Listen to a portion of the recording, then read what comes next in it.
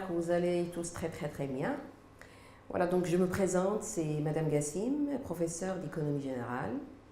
Voilà, donc pour cette séance, j'ai à vous présenter des applications exercices en économie générale destinées aux élèves de la première éco. D'accord? Très bien. Donc nous allons commencer par un document sur la consommation. D'accord? Je vous donne les idées principales de notre document. Voilà, en fait, c'est un document qui nous présente l'évolution de la structure de la consommation des ménages au Maroc. Voilà, vous savez que lorsque je parle de la structure de la consommation des ménages, il s'agit donc de la répartition en pourcentage dédié, attribué à chaque groupe de produits qui sont répartis entre produits alimentaires et produits non alimentaires. Voilà, les idées dans notre document, tout simplement, c'est que au Maroc, il y a eu une augmentation du revenu annuel moyen par habitant, donc de 11 000 à 19 000 dirhams, soit une augmentation de 5% entre 2001 et 2014.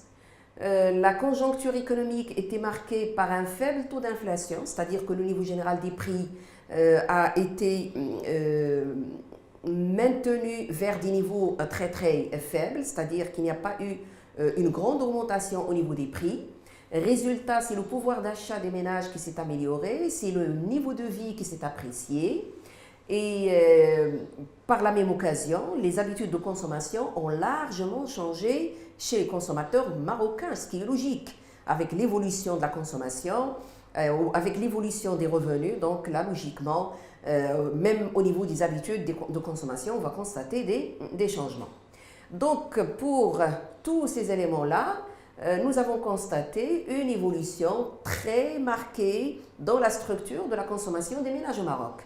Durant la même période, de 2001 à 2014, c'est la part du budget de la consommation des ménages dédiée à l'alimentation qui a marqué une baisse, passant de 41,5% à 38,8% au niveau national, bien sûr, alors que la part des produits non alimentaires qui sont principalement des services, on a constaté une augmentation donc de 16,7% à 21,4% par rapport à ces services. Donc je peux donner comme exemple l'enseignement, la culture, loisirs, transport, hygiène et soins médicaux. Donc c'est ça l'idée de notre document. Donc à base de notre document, nous avons des questions auxquelles nous allons répondre. Voilà, notre première question, c'est définissez le terme souligné. Voilà, que signifie consommation? Voilà, consommer, c'est utiliser un bien, utiliser un service. Voilà, pourquoi? C'est principalement pour satisfaire un besoin. Quel est le sort de ce bien qui est utilisé? Il va être détruit soit dans l'immédiat, s'il est un bien de production non durable, s'il est un bien non durable, comme une pomme, du pain ou n'importe, ou il va être détruit progressivement, comme par exemple l'usage d'une voiture ou d'un réfrigérateur. Je reprends. Donc la consommation, c'est l'usage d'un bien ou d'un service.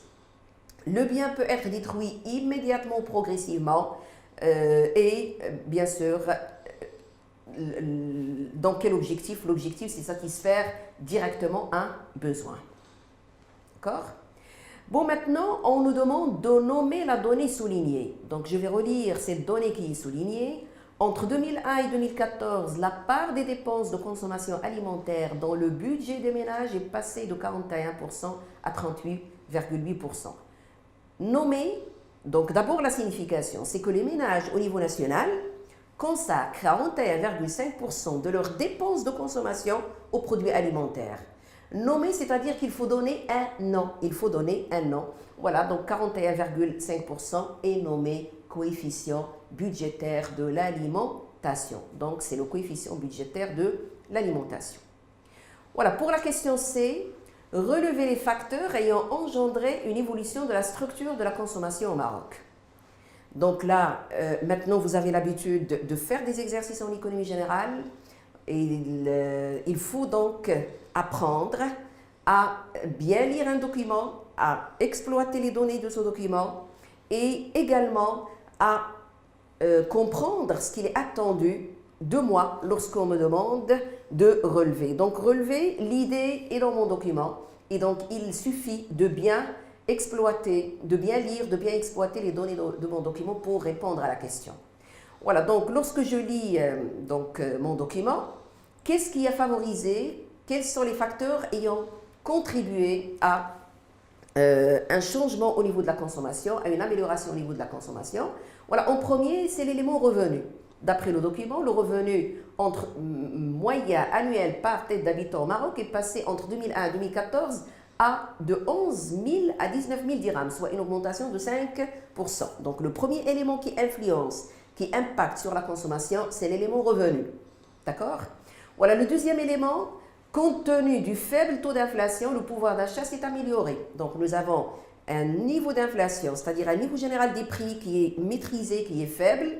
Résultat, c'est le pouvoir d'achat qui s'est amélioré. Donc le deuxième élément, c'est l'amélioration du pouvoir d'achat sous l'effet d'un niveau de prix ou d'un niveau général de prix qui est faible. Troisième élément, il y a appréciation également du niveau de vie chez les consommateurs au Maroc. Et nous avons un autre élément, un changement au niveau des habitudes de consommation.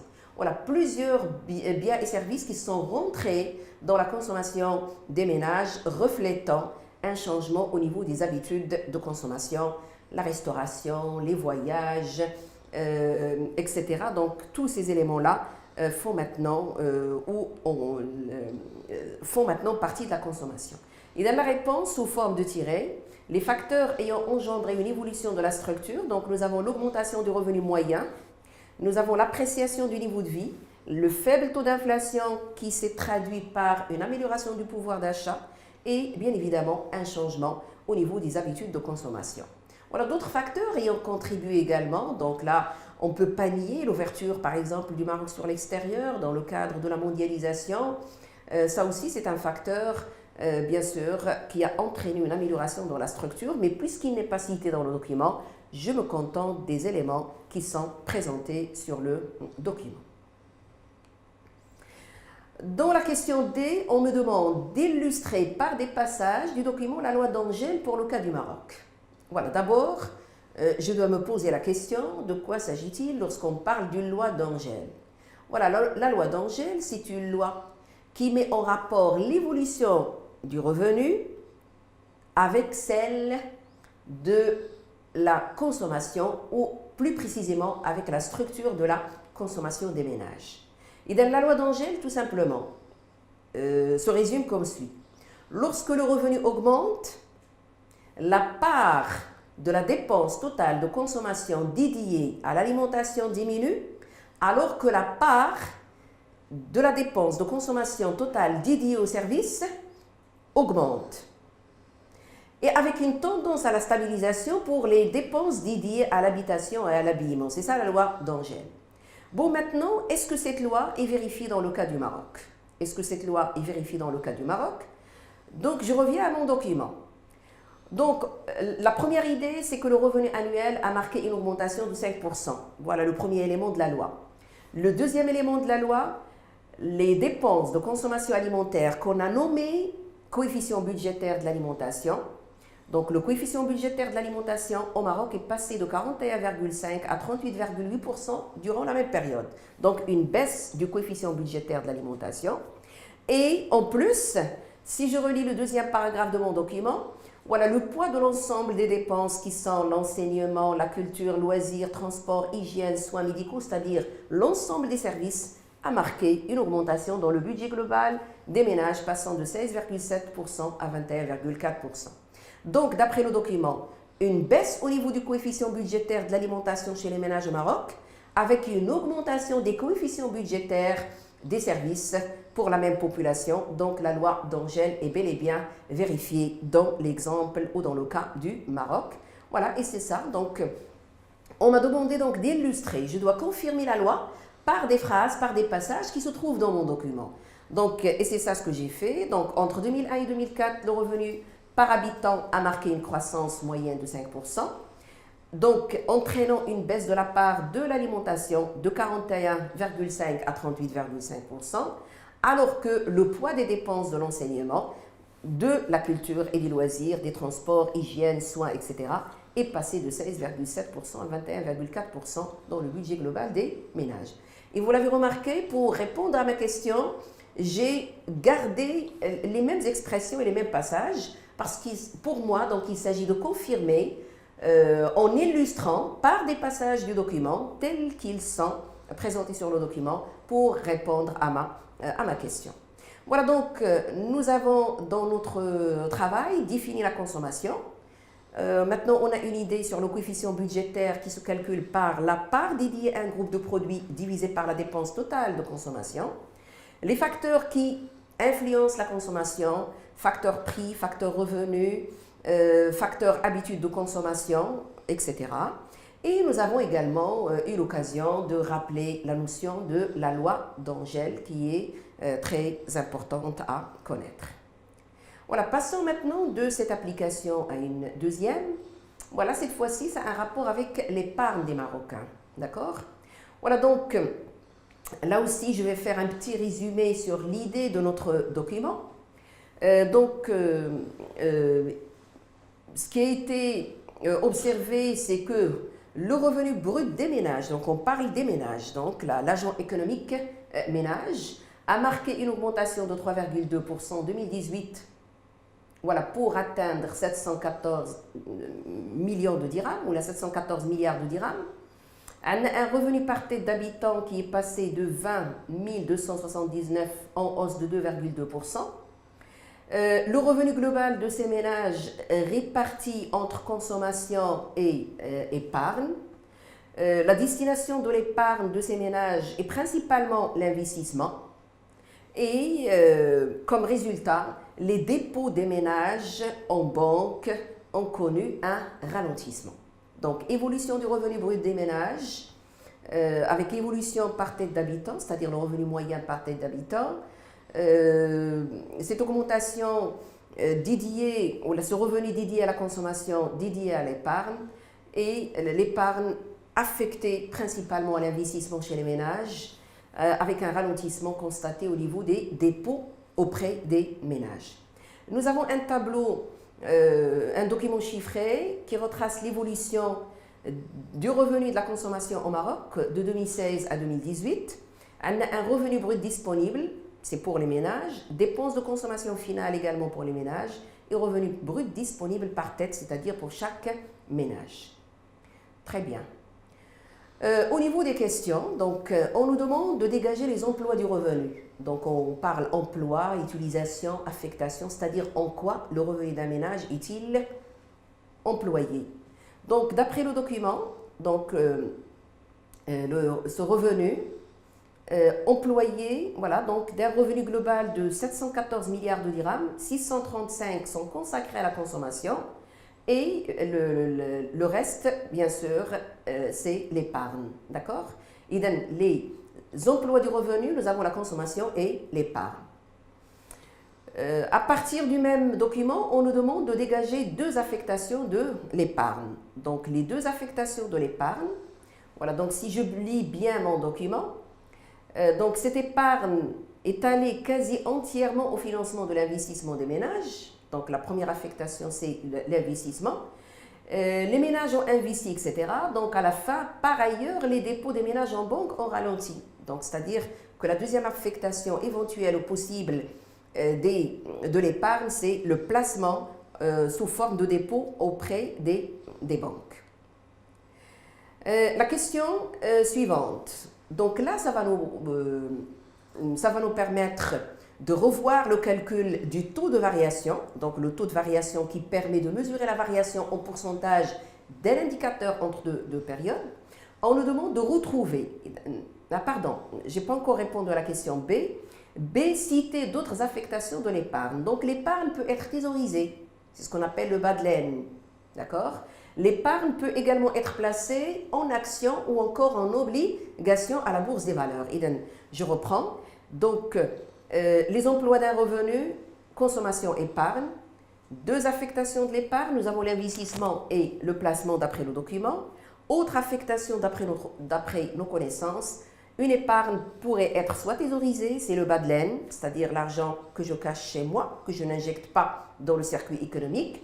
Et nous avons une autre affectation liée à le placement de cette épargne dans la bourse des valeurs en achetant des actions ou encore des obligations, dans l'objectif de fructifier, de développer mon épargne en accédant à un revenu supplémentaire.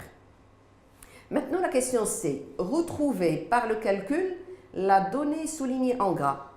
Donc, la donnée soulignée en gras, il y a 2,2%. Le revenu par tête s'élève ainsi à 20 279, d'accord, en hausse de 2,2% par rapport à 2017. Donc, retrouver, c'est-à-dire le résultat est déjà donné et l'élève doit montrer comment on l'a calculé.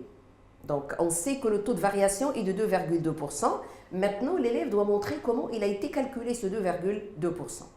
Maintenant, je peux travailler sur mon tableau. Donc, comment on calcule un taux de variation? Voilà, c'est la valeur 1 moins la valeur 0 sur la valeur 0 fois 100. C'est-à-dire le revenu brut disponible par habitant en 2018 moins le revenu brut disponible en 2017 sur le revenu brut disponible par habitant, par tête en 2017 fois 100. Voilà, donc j'ai fait le calcul donc, et j'ai trouvé effectivement 2,2%. D'accord? Donc maintenant, on nous demande de calculer et de lire la propension moyenne à consommer des ménages. Voilà, d'abord, c'est quoi la propension moyenne à consommer des ménages? C'est la part du revenu dédié à la consommation, en pourcentage. C'est la part du revenu dédié à la consommation. C'est-à-dire combien les ménages consacrent-ils de leur revenu brut disponible à leurs dépenses de consommation finale. Et dans la formule, c'est la DCF sur le revenu brut disponible.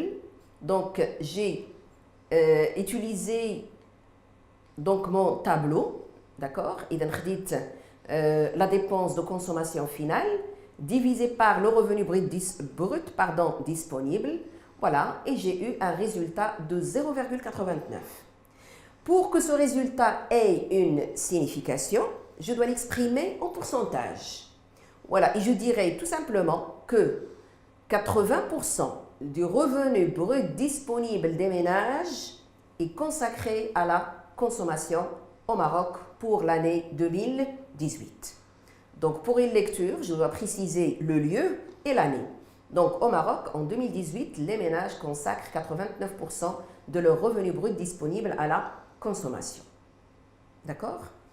Très bien. Maintenant, nous allons calculer ce qu'on appelle la propension marginale à consommer des ménages. Voilà, je reprends encore une fois l'idée de la propension moyenne. La propension moyenne, c'est la part du revenu dédié à la consommation.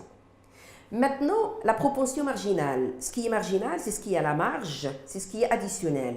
Voilà, c'est-à-dire, je cherche à connaître sur le revenu additionnel des ménages combien on a consacré à la consommation.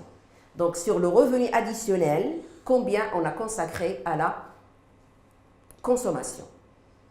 Donc, la formule, c'est la variation de la consommation des ménages divisée par la variation du revenu brut disponible. Et donc, les données sont sur mon tableau, d'accord? Et donc, la variation de la consommation des ménages. Donc, les ménages ont consommé 636 milliards en 2018 contre 609 milliards en 2017. Et donc, la variation, c'est-à-dire la consommation additionnelle, c'est ça la variation. C'est la différence, 636 milliards moins 609 milliards. Divisé par la variation du revenu, c'est-à-dire par le revenu additionnel. Donc, il est de combien le revenu additionnel? C'est 714 milliards moins 694 milliards. Et donc, le résultat, donc, c'est 1,35. Voilà, le résultat 1,35, ça signifie quoi? Voilà, ça signifie qu'après l'augmentation de revenus brut disponible, les ménages ont consommé beaucoup plus que la variation, beaucoup plus que le supplément du revenu, beaucoup plus que le revenu additionnel. Donc, c'est pourquoi on a trouvé un résultat qui est de 1,35 pour la propension marginale à consommer. Si par exemple on a trouvé 0,80, 0,80, 0,80 signifierait que 80% du revenu additionnel, le revenu brut disponible des ménages additionnels est consacré à la consommation. Au-delà de 1, au-delà de 100%, c'est-à-dire que tout le revenu additionnel des ménages a été consacré à la consommation. Éventuellement, ils ont même puisé dans leur épargne, sinon ils ont même demandé des crédits pour que leur consommation additionnelle dépasse le revenu additionnel. Est-ce que c'est clair? Donc, je reprends la propension marginale à consommer. C'est un indicateur qui permet de déterminer en pourcentage, d'accord, la part des revenus additionnels, la part du supplément des revenus destinés à la consommation. Donc, avec 0,80, je dirais que 80% du revenu brut disponible additionnel est dédié à la consommation. Mais là, le résultat est plus que 100%, ce qui signifie que tout le revenu additionnel a été consacré à la consommation et éventuellement les ménages ont soit puisé dans leur épargne ou encore ont demandé des crédits pour justement augmenter leur consommation à ce niveau-là. La question suivante, c'était déduisez la propension moyenne à épargner, c'est-à-dire à partir des calculs précédents. Donc, je dois déduire, à partir du calcul précédent, je dois déduire la propension moyenne à épargner. Donc, le revenu représente 100%. Une partie consommée, une partie épargnée. Si nous avons déjà calculé la propension moyenne à consommer des ménages et qu'on a trouvé que 89% du revenu brut disponible des ménages est consacré à la consommation, combien reste-t-il pour l'épargne? La différence. Idem 100 moins 89% ou encore, les valeurs de 0,1, donc je peux mettre la propension moyenne à épargner, c'est 100 moins la propension moyenne à consommer, c'est 0,11. La signification, c'est que 11% du revenu brut disponible des ménages au Maroc est consacré à l'épargne, ce qui paraît quand même assez faible. D'accord? Donc, c'est une épargne qui est assez faible et qui peut avoir, cette faiblesse peut avoir des effets éventuellement négatifs sur l'économie et la croissance économique. Voilà donc pour notre exercice. Voilà donc notre exercice nous a permis de voir en quoi les revenus sont employés, en quoi l'épargne peut-elle être affectée. Nous avons retrouvé le calcul du taux de variation, la propension moyenne à consommer, la propension marginale à consommer. Voilà, ainsi, notre présentation touche à sa fin. Je vous remercie et je vous souhaite bon courage et bonne chance pour tout le monde.